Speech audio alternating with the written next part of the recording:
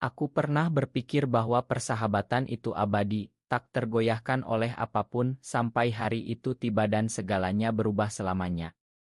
Aku pernah yakin bahwa aku bisa menyembunyikan rahasia ini seumur hidup, tapi satu tapan saja cukup untuk menghancurkan tembok yang kubangun bertahun-tahun. Aku pernah percaya bahwa cinta sesama jenis hanya ada di cerita-cerita asing, bukan di kehidupan nyata seorang pemuda Jakarta seperti aku, yang dibesarkan dengan doa 5 waktu dan harapan keluarga untuk segera menikah. Namaku Rea, 25 tahun, bekerja sebagai desainer grafis di sebuah agensi kecil di Jakarta Selatan.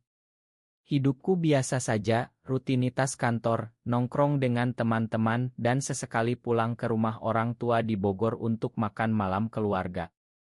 Tapi di balik semua itu, ada rahasia yang menggerogoti hatiku setiap hari. Aku menyukai laki-laki. Bukan karena pilihan, tapi begitulah adanya sejak aku remaja. Aku tak pernah berani bilang pada siapapun, apalagi keluarga. Di Indonesia ini, bicara soal itu saja bisa membuatmu dijauhi, dicap dosa besar, atau dipaksa sembuh dengan ruyah atau pengobatan aneh-aneh. Semuanya bermula dari undangan sederhana dari sahabatku, Andi. Kami berteman sejak kuliah di UI, sama-sama jurusan komunikasi. Andi orangnya santai, selalu punya ide gila untuk liburan murah. Rea, ayo ke Lake House keluarga gue di Bedugul, Bali. Gratis tis, cuma bayar tiket pesawat. Gue ajak adik gue juga, biar rame, katanya lewat telepon, suaranya penuh semangat. Aku langsung setuju. Bali selalu jadi pelarian bagiku, jauh dari hiruk-pikuk Jakarta dan tekanan orang tua yang mulai sering bertanya, kapan bawa pacar pulang. Lake House itu, katanya, rumah kayu tua milik keluarga di pinggir Danau Buyan, tenang, dingin, jauh dari keramaian. Sempurna untuk istirahat. Pesawat mendarat di Ngurah Rai sore hari. Andi jemput aku di bandara dengan mobil sewaan. Rea. Lama banget nunggu lo, serunya sambil memelukku erat. Aku tersenyum, merasakan hangat persahabatan kami yang tak pernah pudar. Di mobil, Andi cerita panjang lebar tentang pekerjaannya sebagai marketing di perusahaan startup. Adik gue, Ra, ikut ya. Dia lagi cuti dari kerja di Surabaya. Orangnya pendiam sih, tapi asyik kok. Ra. Nama itu terdengar biasa saja saat itu. Tapi begitu kami tiba di Lake House malam harinya, dan pintu terbuka, aku melihatnya untuk pertama kali. Ra berdiri di teras, mengenakan sweater abu-abu longgar, rambutnya agak berantakan karena angin danau. Tingginya hampir sama denganku, tubuhnya atletis dari kebiasaan lari pagi, katanya nanti. Matanya hitam pekat, tatapannya dalam, seolah bisa menembus jiwa. Hai Akura, sapanya sambil tersenyum tipis, mengulurkan tangan. Sentuhan tangannya hangat, terlalu lama mungkin, sampai aku sadar dan buru-buru lepas. Rea, jawabku, suaraku tercekat sedikit. Malam pertama itu, kami bertiga duduk di ruang tamu kayu yang menghadap danau. Api unggun kecil di perapian, teh hangat, dan cerita-cerita ringan. Andi dominan bicara, seperti biasa. Ra lebih banyak diam, tapi setiap kali dia tertawa, hatiku berdegup aneh. Aku bertanya-tanya dalam hati, kenapa aku bereaksi begini. Ini kan saudara sahabatku sendiri. Tapi semakin malam, semakin aku sadar. Ra sering melirikku, tatapannya tak lepas saat aku cerita tentang proyek desain terbaru. Lo jago banget ya, Rea. Gue suka lihat karya lo di Instagram, katanya pelan. Aku tersipu. Ah, biasa aja. Andi menguap. Gue tidur dulu ya, capek banget. Kalian ngobrol aja. Begitu Andi naik ke kamar atas, suasana berubah. Hanya aku dan Ra di soa, danau gelap di luar jendela. Lo sering ke sini, tanyaku, mencoba memecah keheningan. Iya, dulu sering sama keluarga. Sekarang jarang, kerjaan di Surabaya gila-gilaan. Dia mendekat sedikit, bahunya hampir menyentuhku. Tapi seneng lo ikut. Andi bilang lo orangnya asyik. Hatiku bergetar. Apa ini hanya ramah biasa? Atau ada yang lebih? Aku tak berani berharap. Di negeri ini harapan seperti itu bisa berujung petaka. Keluarga, masyarakat, agama, semua menentang. Tapi di saat itu, di Lake House terpencil itu aku merasa bebas untuk pertama kalinya. Malam semakin larut dan kami masih ngobrol. Ra cerita tentang masa kecilnya, bagaimana dia selalu merasa berbeda, tak suka bola seperti Andi, lebih suka baca buku atau jalan sendirian di tepi danau. Kadang gue merasa, gak cocok di sini, katanya pelan, suaranya hampir bisik. Aku menatapnya. Maksud lo? Dia ragu lalu tersenyum tipis. Nanti aja deh ceritanya. Aku tak memaksa. Tapi dalam hati aku bertanya-tanya apakah dia sama sepertiku. Apakah dia juga menyimpan rahasia yang sama. Hari-hari berikutnya, Lake House itu jadi saksi bisu perasaan yang mulai tumbuh. Pagi-pagi kami bertiga jalan di tepi danau, tapi seringkali Andi tertinggal karena malas bangun pagi. Tinggal aku dan Ra berjalan berdampingan, angin dingin menyapa kulit. Rea, lo pernah mikir nggak kalau hidup ini terlalu singkat buat pura-pura? Tanya Ra tiba-tiba suatu pagi. Aku berhenti berjalan. Maksud lo? Dia menatap danau. Kadang gue pengen jujur aja sama diri sendiri. Tapi takut. Hatiku berdegup kencang. Aku tahu apa yang dia maksud. Tapi aku tak berani bilang. Belum saatnya. Malam itu setelah Andi tidur lagi, Ra ajak aku ke teras. Bintang-bintang berserakan di langit Bali. Rea, katanya pelan, gue suka ngobrol sama lo. Rasanya nyaman. Aku menelan ludah. Gue juga. Tatapannya intens. Lebih dari nyaman mungkin. Saat itu dunia seolah berhenti. Aku tahu ini awal dari sesuatu yang berbahaya. Tapi juga indah. Di Lake House itu, jauh dari dunia luar, aku mulai jatuh cinta pada saudara sahabatku sendiri. Pagi berikutnya, aku bangun dengan hati yang campur aduk. Semalam setelah kata-kata Ra itu, kami hanya diam, menatap danau sampai larut. Tak ada sentuhan, tak ada pengakuan lebih lanjut, tapi aku tahu ada yang berubah. Udara di antara kami tebal dengan rahasia tak terucap. Andi bangun siang, seperti biasa. Kalian udah sarapan? Gue lapar nih, serunya sambil turun tangga. Ra tersenyum biasa. Udah, Bang. Gue sama Rea jalan dulu tadi. Andi tak curiga apa-apa. Dia kan saudara kandung Ra, tapi tak tahu rahasia adiknya. Atau mungkin tahu, tapi pura-pura tak tahu. Di keluarga Indonesia, begitulah seringnya, rahasia disimpan rapat demi menjaga harmoni. Hari itu, kami rencana naik perahu ke tengah danau. Andi yang mengemudikan, Ra dan aku duduk berdampingan di belakang. Angin kencang, air danau dingin menyiprat ke wajah. Ra diam-diam pegang tanganku di bawah jaket, jari-jarinya menyelinap ke sela jariku. Hatiku mau copot. Aku balas genggaman itu pelan, takut Andi lihat di kaca spion. Tapi saat itu, dunia hanya milik kami berdua. Ra, bisikku. Dia tersenyum, matanya berbinar. Tenang aja. Andi berteriak dari depan. Woi, kalian ngapain diem aja? Otodong. Kami lepas tangan buru-buru. Aku pura-pura tertawa. Tapi dalam hati badai berputar. Apa yang kami lakukan ini salah. Di mata agama, ya. Di mata masyarakat, ya. Tapi kenapa rasanya begitu benar? Sore harinya, Andi bilang mau ke pasar di Kintamani beli oleh-oleh. Kalian ikut enggak?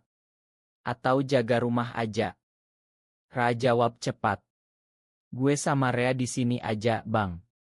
Capek. Andi angguk. Oke, gue balik sebelum maghrib.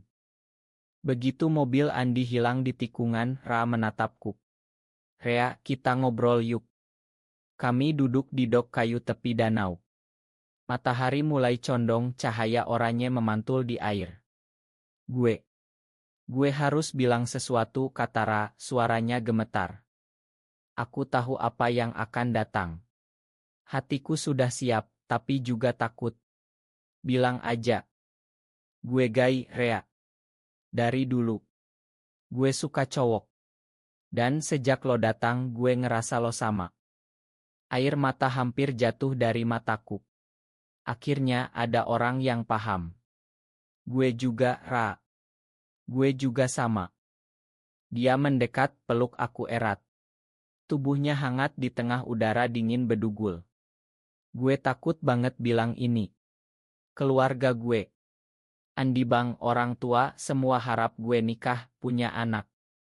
Tapi gue nggak bisa bohong lagi. Aku balas pelukannya. Gue paham.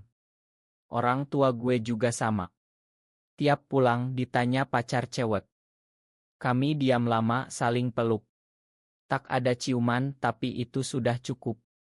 Untuk pertama kali aku merasa tak sendirian. Malam itu Andi pulang bawa makanan. Kami makan bersama, pura-pura biasa. Tapi tatapan Ra dan aku penuh makna. Andi cerita lucu, kami tertawa, tapi di balik itu ada rahasia baru kami berdua. Hari-hari berikutnya jadi mimpi. Saat Andi tidur siang atau pergi jalan sendiri, kami curi-curi waktu. Duduk di teras, pegang tangan, cerita tentang mimpi yang tak mungkin. Ra bilang dia pernah pacaran diam-diam dengan cowok di Surabaya, tapi putus karena takut ketahuan. Gue pengen bebas, Rea. Tapi di sini mana bisa. Aku angguk. Gue juga. Kadang gue mikir pindah ke luar negeri aja. Tapi keluarga gimana, tanyanya, suaranya sedih. Itu konflik terbesar kami. Keluarga. Di Indonesia, keluarga segalanya. Menyakiti mereka sama dengan menyakiti diri sendiri. Suatu malam, hujan deras. Andi tidur lebih awal karena demam ringan. Ra ajak aku ke kamarnya. Cuma ngobrol kok, katanya. Kami duduk di tempat tidur, cahaya lampu redup. Ra pegang tanganku. Rea, gue cinta sama lo. Kata itu keluar begitu saja. Hatiku meledak. Gue juga, Ra. Dari pertama lihat lo. Kami peluk lagi, lebih erat. Air mata jatuh. Bahagia tapi juga takut. Apa yang akan terjadi kalau Andi tahu? Kalau keluarga tahu? Tapi saat itu kami tak peduli. Di Lake House itu kami punya dunia kecil kami sendiri. Liburan hampir berakhir. Tinggal 2 hari lagi. Ra bilang setelah ini kita tetap hubungan ya. Meski diam-diam. Aku setuju. Pasti. Tapi dalam hati aku gelisah. Rahasia ini terlalu berat untuk disimpan selamanya. Dan aku tak tahu bahwa rencana lain sudah menanti. Hari terakhir di Lake House, suasana berubah tegang. Andi seperti biasa, tapi Ra dan aku semakin sulit menyembunyikan perasaan. Tatapan kami terlalu lama, senyum terlalu sering. Andi mulai curiga meski tak bilang apa-apa. Pagi itu kami bertiga rencana piknik kecil di tepi danau. Andi bawa tikar, makanan. Tapi saat kami duduk, ponsel Ra berdering. Dia keluar sebentar untuk angkat telepon. Andi menatapku. Rea, lo sama Ra kayaknya deket banget ya akhir-akhir ini. Aku kaget tapi pura-pura santai. Biasa aja, kami kan ngobrol banyak. Dia angguk tapi matanya curiga. Gue senengkok lo akrab sama adik gue. Tapi, jangan aneh-aneh ya. Kata aneh-aneh di itu menusuk.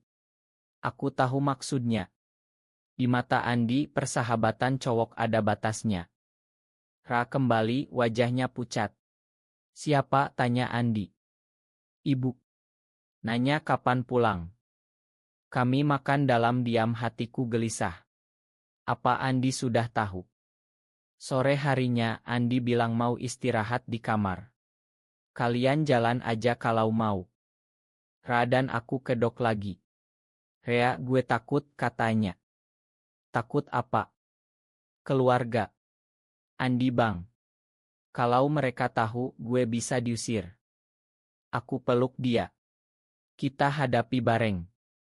Tapi saat itu aku tak tahu bahwa pengkhianatan sudah dekat. Malam terakhir, kami bertiga duduk di ruang tamu. Andi tiba-tiba bilang gue harus bilang sesuatu. Ra dan aku saling pandang.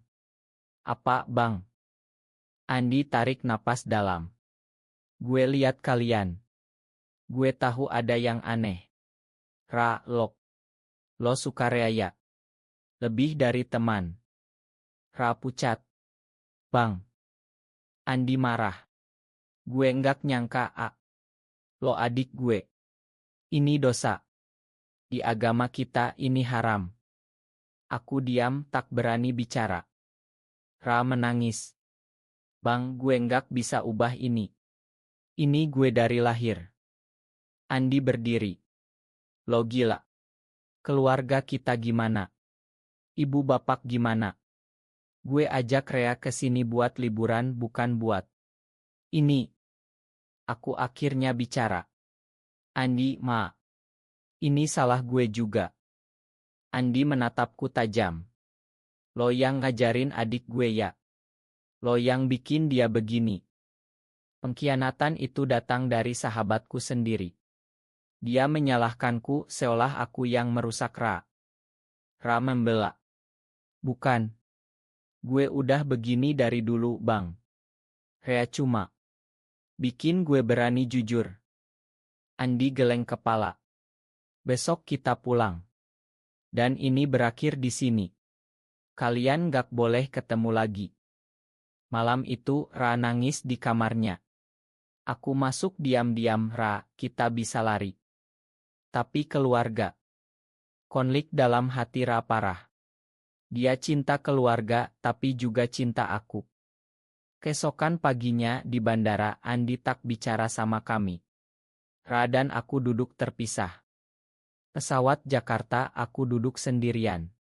Ra kirim pesan, gue cinta lo. Tapi gue takut. Aku balas, kita cari jalan.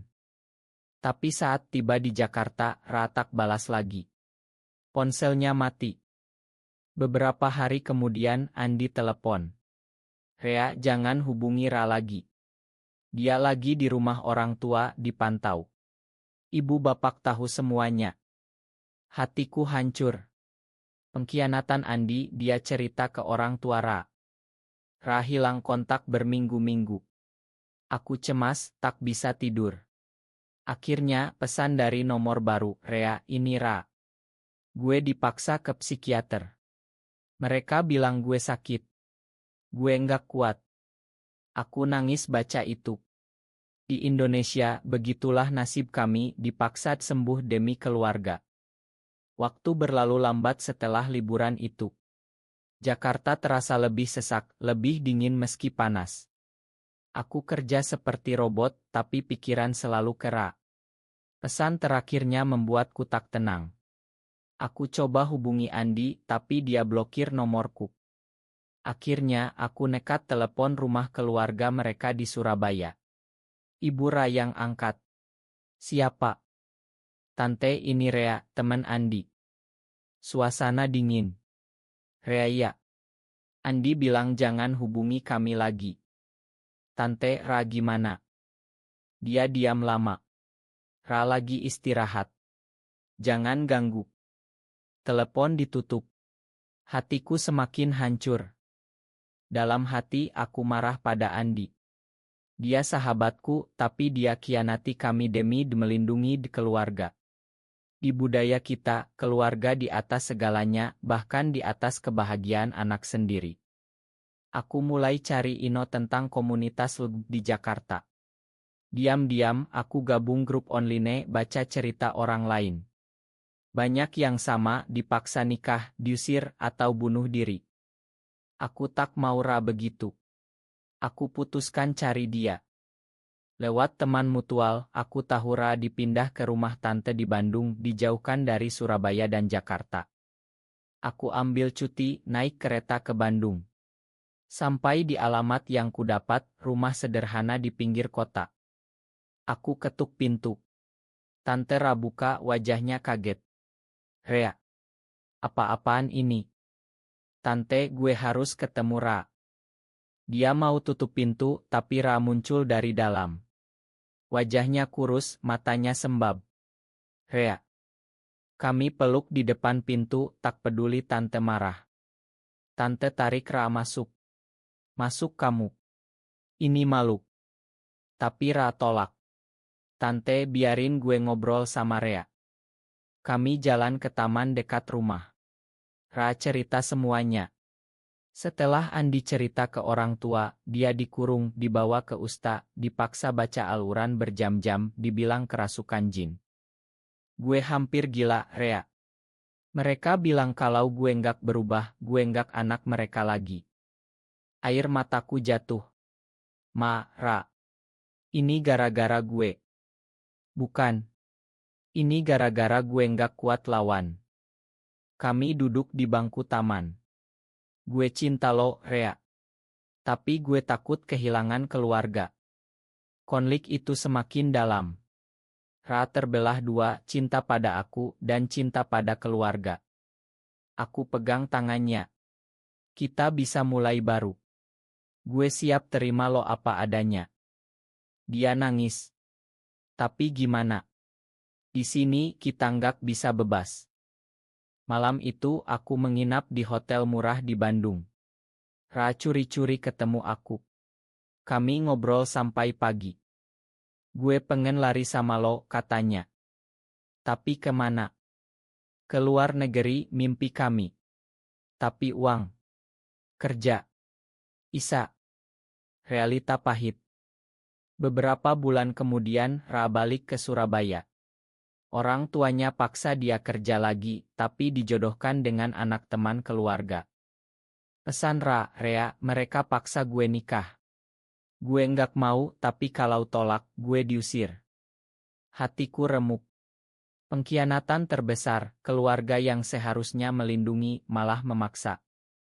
Aku balas, "Lawan, Ra. Gue tunggu lo." Tapi dia tak balas lagi. Aku jatuh ke depresi. Teman kantor khawatir, tapi aku tak cerita. Suatu hari, pesan dari Ra, "Gue nikah minggu depan." "Ma, Rea. Gue nggak kuat." Dunia gelap. Pernikahan Ra jadi mimpi buruk bagiku. Aku tak diundang, tentu saja. Tapi lewat Instagram Andi yang entah kenapa tak blokir aku di sana, aku lihat oto-otonya. Ra tampan dalam beskap, tersenyum paksa di samping pengantin wanita. Komentar orang-orang, "Masya Allah, pasangan serasi. Semoga samawa." Aku tutup ponsel, nangis sendirian di kamar kos. Ra khianati cinta kami. Atau dia korban? Aku tahu jawabannya, korban. Tekanan keluarga di Indonesia terlalu kuat. Banyak cerita serupa di komunitas, dipaksa nikah, pura-pura normal, tapi hati mati. Aku putuskan hubungi Ra lagi lewat email lama. "Ra, gue paham pilihan lo. Tapi gue tetap cinta lo. Kalau lo bahagia, gue ikhlas." Tak ada balas. Tahun berganti. Aku coba move on, tapi sulit. Ketemu orang baru di app, tapi tak ada yang seperti Ra. Suatu hari, pesan tak terduga dari nomor asing, "Rea, ini Ra. Gue punya anak sekarang. Tapi gue nggak bahagia." Hatiku sakit. "Kenapa lo nikah kalau begitu?" "Mereka paksa." Andi bilang kalau gue nggak nikah, dia nggak anggap gue saudara lagi. Pengkhianatan Andi semakin jelas.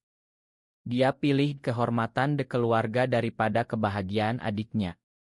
Ra cerita pernikahannya bahagia di luar, tapi kosong di dalam. Dia pura-pura suami baik, ayah baik, tapi malam-malam nangis sendirian. "Gue kangen lo, Rea. Tapi gue nggak bisa tinggalin anak gue." Aku paham.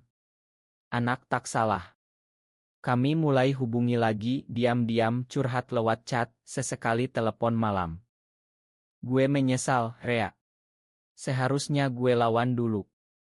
Tapi sekarang gimana? Dia diam nih, gue nggak tahu. Konflik semakin berat. Ra terjebak dalam pernikahan yang tak dicintai demi anak dan keluarga. Aku sarankan dia cerita jujur pada istrinya. Mungkin dia paham. Tapi di sini mana bisa. Dia bakal malu, keluarganya marah. Waktu terus berlalu. Ra punya anak kedua. Hubungan kami jadi persahabatan rahasia, penuh rindu tak terucap. Aku mulai aktif di komunitas, bantu orang lain yang sama. Rasanya setidaknya aku bisa bantu yang lain tak seperti kami. Tapi luka Ra tetap ada. Suatu malam Ra telepon. Suaranya lemah. Rea, gue sakit. Sakit apa? Depresi berat. Dokter bilang. Hatiku hancur lagi. Lo harus kuat, Ra. Buat apa? Hidup gue bohong semua. Aku nangis. Buat anak lo. Buat gue. Dia diam lama. Gue cinta lo selalu. Itu kata terakhir sebelum dia masuk rumah sakit. Ra selamat dari depresi itu, tapi hidupnya berubah. Dia putuskan cerai, meski sulit. Keluarga marah besar, Andi putus hubungan. Tapi Ra bilang, gue nggak mau anak gue lihat ayah yang pura-pura. Istrinya ternyata paham. Mereka cerai baik-baik, Ra tetap ayah anak-anaknya. Keluarga akhirnya terima, pelan-pelan. Ibu Ra nangis, minta maaf karena paksa dia. Andi. Butuh waktu lama, tapi akhirnya hubungi Ra. Gue salah. Gue takut kehilangan lo, makanya gue paksa lo normal. Pengkhianatan itu sembuh dengan Ra pindah ke Jakarta, kerja baru. Kami ketemu lagi setelah bertahun-tahun. Di kai kecil, kami duduk berhadapan. Rea, gue bebas sekarang. Aku tersenyum, air mata jatuh. Gue tunggu lo selalu. Kami tak langsung pacaran lagi. Pelan-pelan bangun dari nol. Tapi kali ini lebih kuat. Kami tak menikah, di Indonesia belum bisa, tapi kami hidup bersama, diam-diam, bahagia dengan cara kami. Anak-anak Ra terima aku sebagai paman terbaik. Keluarga pelan-pelan paham, meski tak sepenuhnya setuju. Di negeri yang keras ini, cinta kami bertahan. Bukan happy ending sempurna, tapi cukup. Aku pernah berpikir cinta seperti ini mustahil. Tapi Ra buktikan, dengan keberanian, pengampunan, dan cinta sejati, segalanya mungkin. Lake House itu tetap ada di hati kami. Tempat di mana semuanya bermula, dan tempat kami kembali suatu hari, berdua saja, menatap danau, pegang tangan, tanpa takut lagi. Cinta tak selalu mudah, tapi layak diperjuangkan. Bahkan di Indonesia.